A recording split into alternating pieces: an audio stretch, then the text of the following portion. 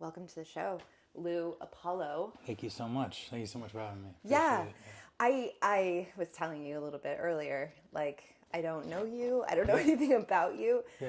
And so when I started reading the bits that I got, I have so many questions and I want to know, like, I know you're from Minnesota, so tell me a little bit about, we'll start there because that's kind of a good start, but tell me about Minnesota and like how you started, because you're so good.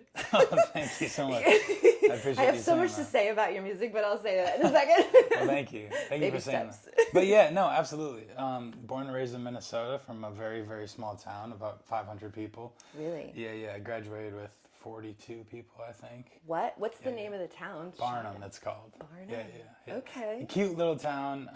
Love it there still. You know, I don't have any animosity towards the small town lifestyle for sure. Yeah.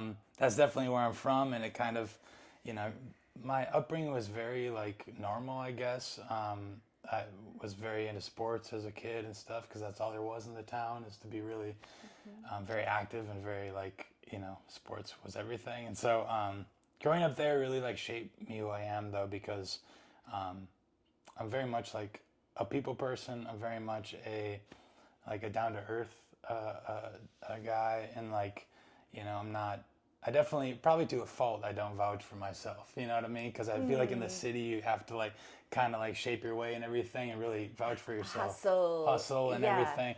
And I'm definitely like no stranger to hustle, but like being from such a tiny community, it was very like, you know, kind of a tough love, very, you know, keep to yourself. Humble. Yeah. Stay Okay. humble for sure.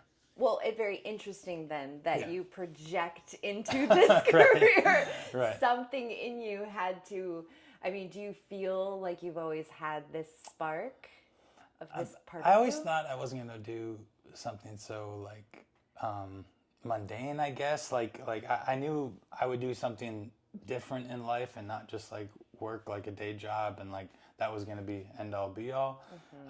I knew I had to do something. When I picked up guitar, I was kind of a late bloomer in that sense. Where like I think I was in 10th grade when I started seriously, and then that kind of projected me to, you know, feeling like, all right, I'm not just going to be like a high school athlete and then quit anything for myself and then just work a job for the rest of my life. But yeah, definitely. Yeah. So when did you make, is Austin the first place that you moved from Minnesota? Yeah. And so what would make you choose Austin? For sure. Other than our amazing music scene. Right, the music scene for sure. Community part, not the venue part. I mean, Right, the venues right. are great, but I just sure. spent a weekend in Nashville. Yes. And I feel like, shouldn't they have the venue title? Because you go to Broadway and it's like, I think they have more on Broadway than we have in our whole city. But the community piece. Yeah.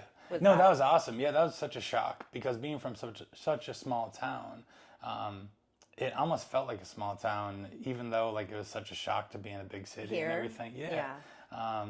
Just with the community and the musician community and everything, all like the subcultures and everything. Just very like I locked into like guitar playing subculture, I guess, and immediately saw that it wasn't as big as the title seemed it was, you know. I'm so glad that you had that experience. Yeah, it was great. It really is. Once you start to understand, and maybe there's like, I have my own perception of, you know, obviously you can look and see who's been on the show, and maybe that's my angle of who I'm seeing and whatever.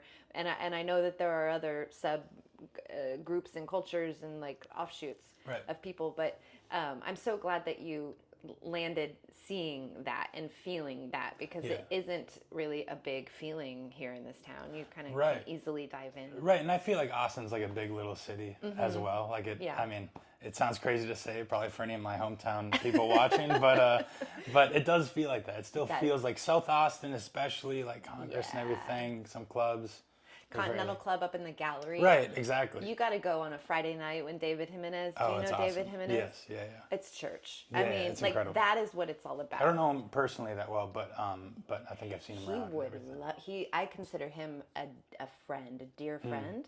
I love him so much. He would love. I want to play your music for him. Would love that. Because he is so. It's like it's just like sex. Yeah. You know what I mean? Yeah. Some notes about your music. right. Absolutely. On that note, but of course. But that's how I feel about David. Is like he just has that sexy, groovy kind of thing, and I think he would anything with a groove for sure. Oh, yeah, I think we have a lot of mutual friends. Yeah. Well, I'm gonna maybe facilitate a little. That'd be great. That'd be so cool. That'd be amazing. Yeah. So, when did you get here? 7 years ago, about. Really? Yeah. So 2018, I think. So I came down to visit Austin in 2017, and quickly realized like I need to get out of northern Minnesota and really like take this seriously and try to pursue music full time. And so yeah, I moved down here in 2018 when it was like 110 degrees, I think, in August. Moving up to an second floor apartment where like the staircase was like outside, you know. And so moving all the boxes and everything, just like what did I get myself into? It was insane. But because are you used to like really cold? Yeah. In northern Minnesota. In Minnesota, it can get like really humid and everything in the summer, but like it's obviously nothing like Austin, Texas. But yeah, very cold. Like the first time visited back family after moving down here, it was negative 40 degrees in December for like 7 days straight. It was called like the polar vortex in December of 2018, I think. Yeah, it was a quick wake-up call to be like, all right, I made the right decision. A person could get sick going from minus 40 to 1. No, for sure. Yeah, like good grief, you got to try to visit Minnesota back in the summer. Strategic. Be really strategic. Yeah, absolutely. And how does your family feel about you living here and doing what you're doing and seeing your progress? I mean, I'm reading your press release that Adrian sent over, and I just watched that show, Ransom Canyon. Yeah. And then I listened to the song that you had on. How did that feel when you got a song? Is that like a big deal to you, or how does that feel? Yeah, it feels really good. It feels very good to know that like all this grinding and all this like hustle and trying to make it as a musician in today's age, which is so different than the 60s and 70s when, you know, artists could focus on the art. I mean, we can focus on the art now, but there's a lot of business, you know, mindset you have to have and everything to get your music heard in the first place. So for anyone to want it on a TV show that's on Netflix and everything, or, you know, anything for that matter, any listeners that are discovering the music is super rewarding, for sure. I was listening to the song and I was like, I want to go back and figure out what scene. right. It was funny actually when I saw the scene. What scene was it? It was some sex scene, I think. But I haven't seen the show, to be honest. But I hope that doesn't get me in trouble or anything. But it's a great show. Like it's a show that I would like put on and then get tired and then be like, okay, like it's a great show for that. Well, I'm glad my music is for falling asleep. But I knew. No. But it was so funny because I've done a deep dive in your music, and I'm telling you, people, like your music is so sexy. Like if you want a playlist for sexy time, just put you on. Guaranteed. Well, I appreciate that. Why spend the time picking songs and putting a playlist? Just hit LEW APOLLO. Right. No, for sure. Well, that'd be great. I'd get some playlist placements for sure. I'm not kidding. That'd be awesome. So let's talk a little bit about that, because that seems to be like you come across super authentic. It feels like you are in complete alignment with your voice, with your whole, like your persona. Like the visual, I'm super visual. So like when I listen to things, I see things, but it just feels like you are in alignment. Well, Does it feel like that for you? Yeah. I mean, I don't really have that scope of like that view of myself really to like take a step back and be like, oh yeah, like I'm really in alignment right now. Like I have no idea.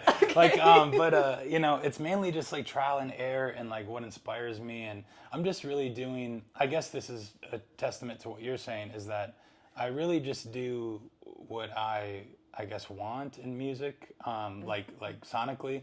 I'm not trying to imitate anyone. I'm really trying to just, you know, whatever is sounding good to me, like I'll produce and I'll write and stuff. And then I think that's where the authenticity comes in, because I'm very just kind of in my own world when I'm creating and everything. So it makes me want to follow you around for the day then, because like I listened to your EP Jungle, and again, maybe it's just because I'm so visual with music, but like cinematic was the word that came to mind. I can see scenes for every single song. The 5 songs on that EP feel like they just are asking for a scene. Like, you know what I mean? It feels so cinematic and so complimentary to something that is high emotion visually. Right. So then that in my mind makes me go, okay, well, if that's what I'm seeing to what I'm hearing, then let's talk about the emotion that's coming from you. Yeah, right. As the writer of it, as the lyrically, sonically, melodically, all those things. And then how, this is a multi-part question just for you to sort of digest and then talk about. But then also too, like your stuff is very textured and layered, and it feels like every little nook and cranny is very filled in musically. And so it's like I'm hearing sounds and I don't know what instruments those are. Right. And so it's just like, what is happening in your life and in your mind? Like, I just want to like, what's your life like for sure. That to be what comes out. And you're so consistently like that, which is so cool. I appreciate you saying that. Yeah, that's a lot. Because for sure. I mean, I definitely like have had immense help and immense inspiration along the way. An artist named Black Odyssey, who I always shout out, produced that whole EP, the first EP and everything. So he really kind of shaped me, if you will, sonically, because I came to him with some original demos for that EP. You're talking about like 2 years prior, maybe, to its release, and kind of just, and the demos were very rough. And so he really like shaped me into like this. I credit him a lot for my like my sound right now, because I was heavily inspired by him and his production style, and that's how I learned how to produce this latest album, and everything is through him, through his style and everything. So, and he definitely is like, his music, talking about sex, like his music is definitely like that, So you're like, so I can't take all the credit, But the student's kind of becoming the teacher a little bit, Lou. I'm not gonna lie. Well, that means a lot. Thank you. Well, it's funny that you mentioned Black Odyssey and being produced and being inspired by that, because one of the things we talk about a lot sitting here with people is like the producer is so important, and it's almost like it is kind of like a band member that you just never really get to see. Yeah. And I love shouting out and shining a light on producers, because they can take someone like you and that has so much that maybe needs to get tapped, and they know where to tap. Yeah. So that it just comes pouring out. But it's all in you. And that's what's so cool, is like this kid from Minnesota who, it's like, I don't know, do you ever look back and be like, wow? Yeah, no, for sure. I following some like trauma and everything that I've had in the past couple of years, with my father's passing, I've kind of been forced to like, I've been in a lot of therapy and everything, over the years, and, I've been forced to be very present, and so to deal with that grief, and that in turn has really helped me be present and be super grateful for everything that everyone that I've gotten to, share a room with, or anything, so I'm super indebted to all the people along the way, and definitely my wife, first and foremost, who's really helped me like through the toughest loss that I've ever had, and everything. But yeah, extremely grateful for her, extremely grateful for everything in my life. And I just live like daily now. I really try to meditate every day for a very long time, and just really like live in the moment, And how has that changed? I'm so sorry about your father. I read that, and I read, we'll talk about this new album that's out August 8th. So by the time this airs, which is just going to be next week, it'll be just a little over a week until this baby comes out. Cool. But you do have your debut full album called Fool's Gold coming out on August 8th. So mark your calendars there.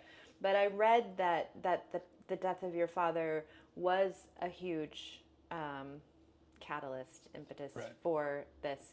Can you talk a little bit about maybe how you now can kind of see how you've changed, and Yeah. maybe the style that you approach, Yeah.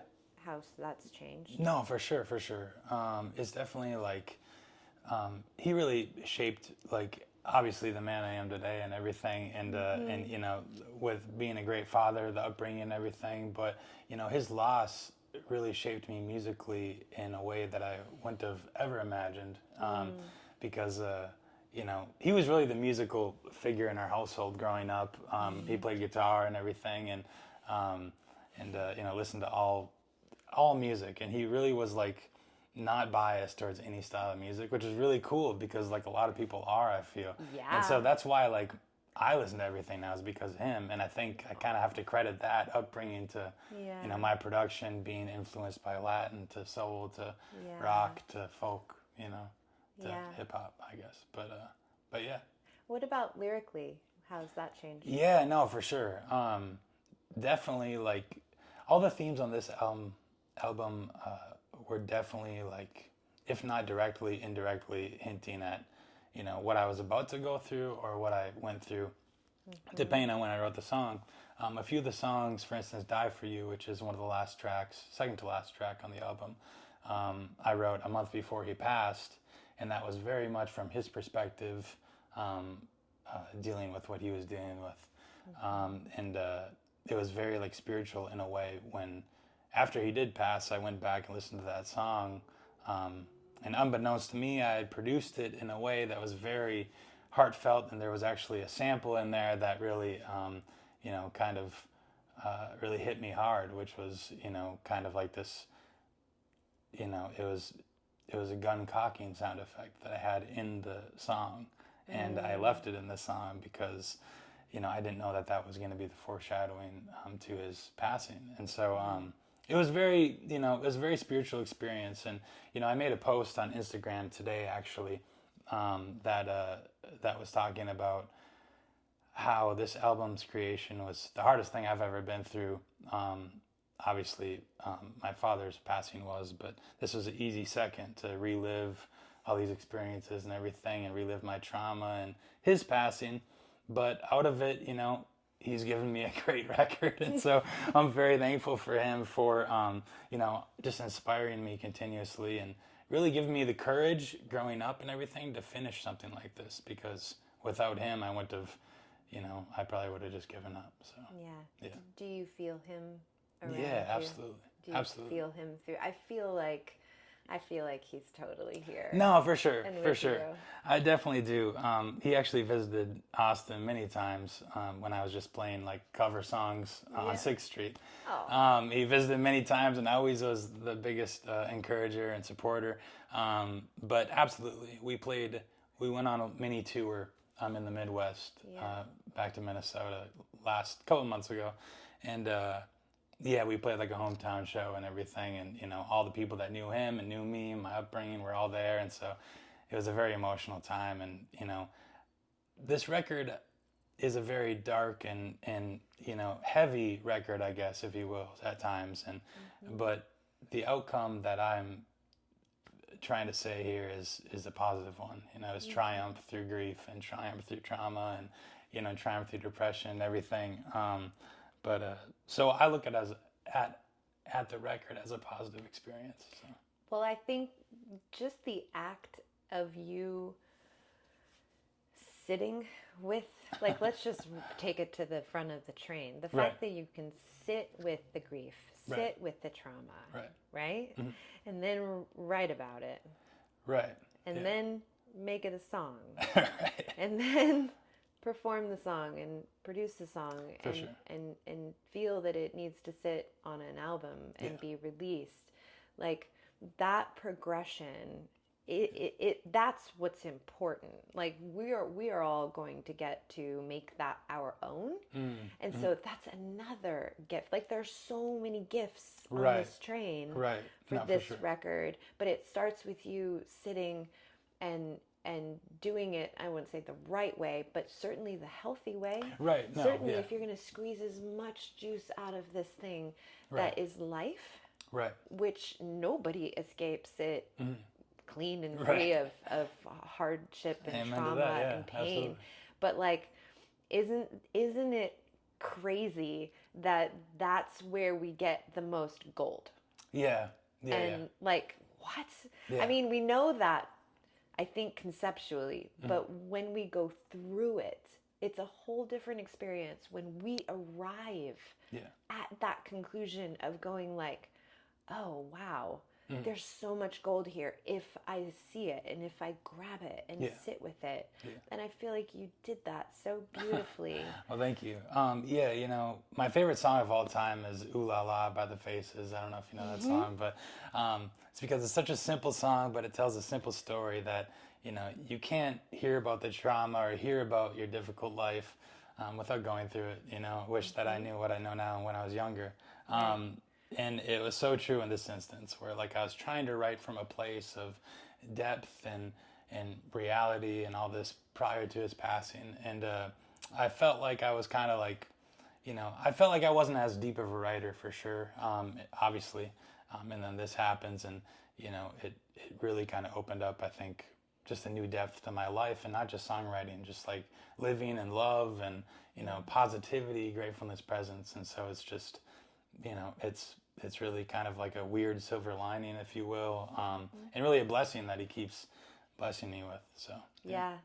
I personally went through something about 9 months ago where I thought I was gonna die, and it was really hard, and I had a really profound awakening, and it's reminding me of what you're talking about, because it was the most difficult thing I've been through, terrifying, but embedded in that terror and in that difficulty was the most beautiful things and people and connection and knowing and understanding. And it was such a paradox. And it went deeper and wider and beyond anything. And I had been through hard things before, but this was like boss level, you know? And so I love when people recognize what is happening the way that you did, and you felt it and you used it, and then, gosh, what a gift that we get to listen to this. I'm so excited to hear it. And the other thing that I love, Lou, is like, this is what it's all about. Like, you can be out there and performing, and it's like, oh, Lou Apollo, and, you know, billboards and Instagram and whatever. But this level of knowing your heart, knowing who you are, understanding the human behind this, the gift that you have that you're sharing with us in your voice and in your writing, it's like, this is what it's all about. Right? No, the human connection's what it's all about, you know, and like like playing shows and everything. The reason why, like, I actually played like weeks after his passing. I went back to playing live music like right away, because I knew it was going to be a therapy for me, because it always has been growing up. And you know, the people, when I share my story on stage, which I try to, you know, most shows, because it's, you know, it's really what's behind the music and everything, and I feel it's really important, and it's important to connect with people that way. I'm always delighted to know, you know, that there's people come up to me after the show, not delighted to hear what they went through, but, you know, that we can connect and we can like really go through our experiences a little bit, and just to know that, you know, there's other people out there that have been through the same thing. And so, you know, there's been hundreds and hundreds now at this point, for people to come up and drop their guard and drop their shield to say, hey, I went through this too, and how vulnerable you need to be to share that. And so it really strengthened me, and really has helped me along the way, you know, all those connections. That makes my heart so happy that you get that, because you need that too. You know, you're just human like us too. And I really I love that. I'm so glad that you're this type of person. Like what it's just it's a wonderful surprise. You know, you just never know how people are going to be. I could be I don't know. Can we swear on here? Sorry. Absolutely. Could be a cocky asshole. I'm sorry. He's not. Sweet as pie, you guys. I'm very shy. I grew up very shy. So well, we're gonna change that. We're gonna bust him out of his shell. I know. Oh, I'm so pleasantly surprised because, like I said earlier, I don't know you and I've never met you, and it happens every so often where it's just like totally from the start. And I'm just I'm such a fan already. I was a fan diving into your music and really like, okay, this is amazing. Well, thank you. Well, thank you for saying that. But also too, just the human that you are. I'm really, really happy for you. And I also think that it feels like you're carving your lane really deep. And that's what I love for you too, is that you don't feel surface. You don't feel like shallow and like flash in the pan kind of thing. It goes back to that authenticity thing, and like you're really carving out your unique lane, and I love that for you. And I think people can really, really grab onto that because your output's amazing, and it's like we're always seeking, and it's like we're gonna want something that we feel like is real, and you come across as so real, and it's awesome. Well, thank you. Yeah, that was my main goal for this album. Is I just didn't want it to feel artificial, you know. And obviously, you know, like we talked about, that experience, you know, of my father really just, you know, made that impossible. You know? Yeah, obviously. like, yeah, thanks, Dad. it made it like, you know, it had to be real at that point. We can't phone this one in. Yeah, you can't phone it in. Yeah. And so yeah.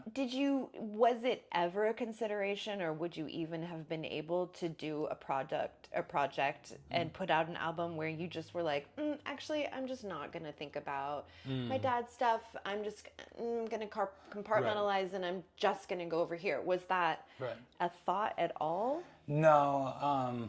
No, I knew early on I needed to talk about it. If I wanted to be an artist and I wanted people to connect with my music, you know, I knew right away, like, I need to just be an open book about everything and not be scared to talk about this stuff.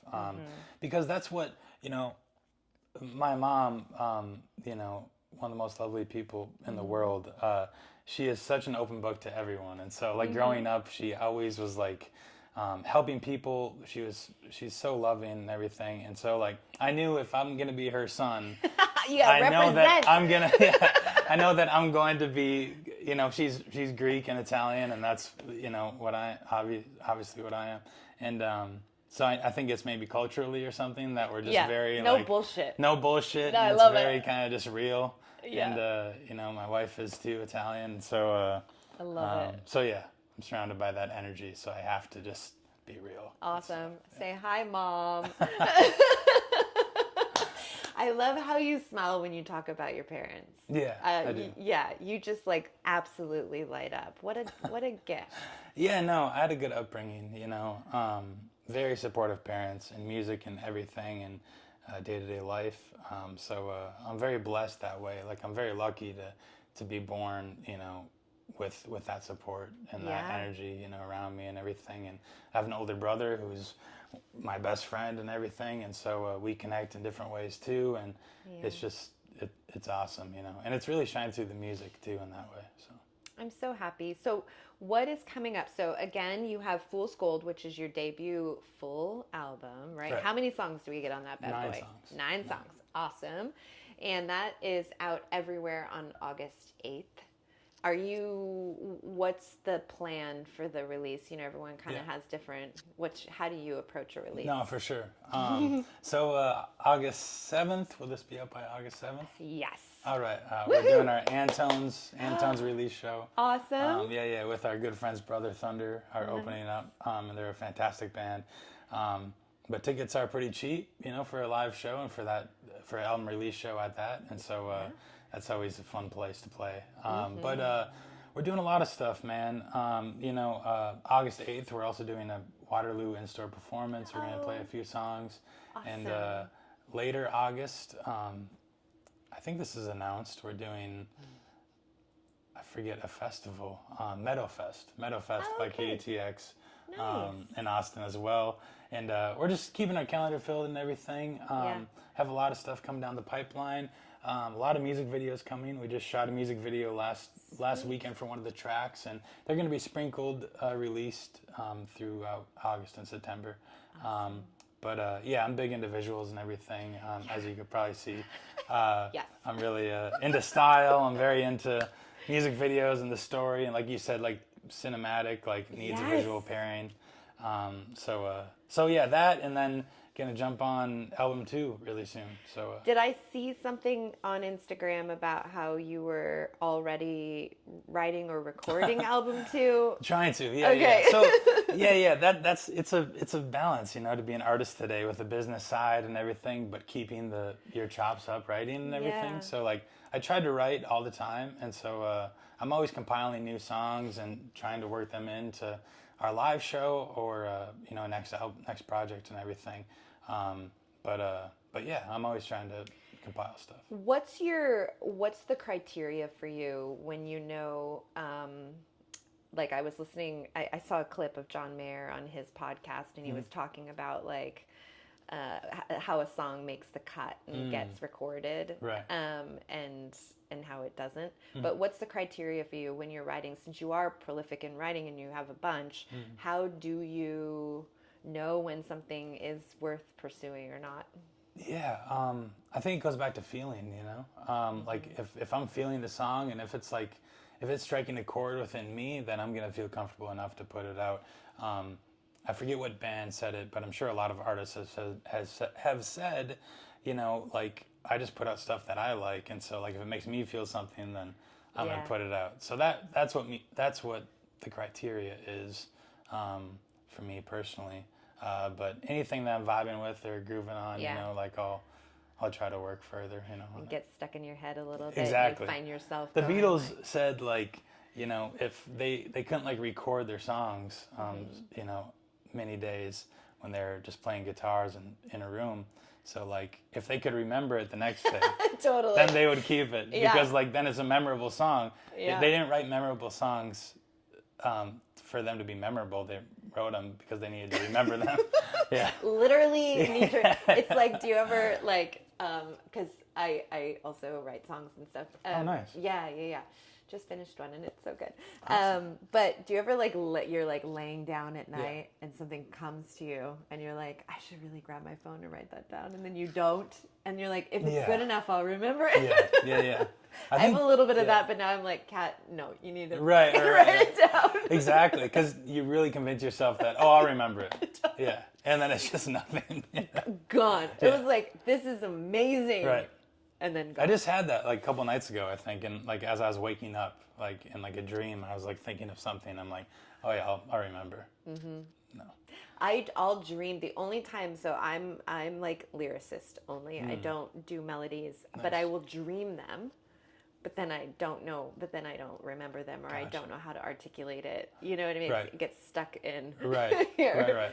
But the lyrics, that's the easy part for me. But see, that it's opposite from me. I'm mainly like melody, you know, catchy, just sounds, you know, very musical first, I guess. Yeah. As a guitar player first, I was very like driven to just, you know, focus on the music. And still today, like I don't really even listen to the lyrics to a lot of songs. I'm just listening to the music, and if it, you know, if it strikes a chord within me. But then I have to sit down and really think about what I'm feeling and like really write. So yeah. So I write with my boyfriend, and he is like you. So we were just having this conversation. He was like, it's so crazy. We were listening to a song, and he was like, I didn't even think about those lyrics. Like we're listening, and I'm thinking, I'm only paying attention to the melody, and I'm like, I'm going hard line to the lyrics. Yeah. I don't listen to the melody. So it's so cool it's a how good the balance. brain. Right. Yeah, it's a great balance for us. Right.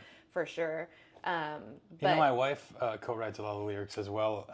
She co-wrote a few of the songs on this album, and same with her. It's everything just flows lyrically. She can write a page in like a minute, and I'm just like, what? Yeah. I'm just like, it comes out like I'm just the conduit. Yeah. Right, exactly.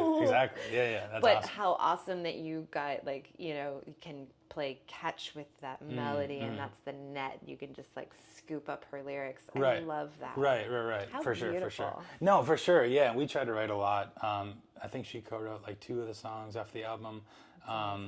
But yeah, for sure. We are always trying to keep the it in shape, for sure. The creative.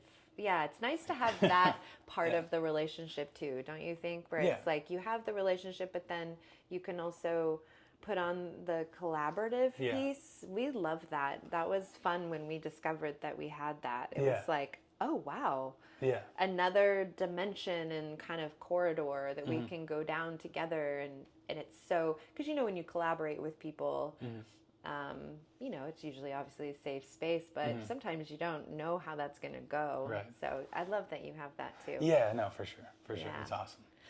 Well, I'm so excited to get to meet you and Absolutely. now be like, a fan.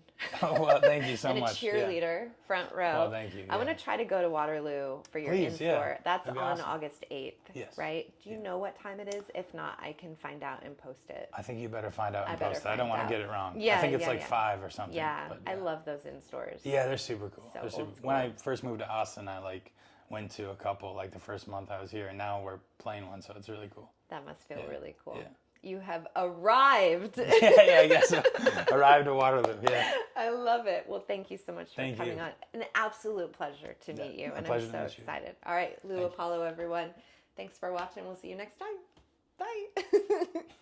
Thank you so much. Sorry, I'm still camera shy. It's weird. I don't know. It's so no, it's all good. You did great.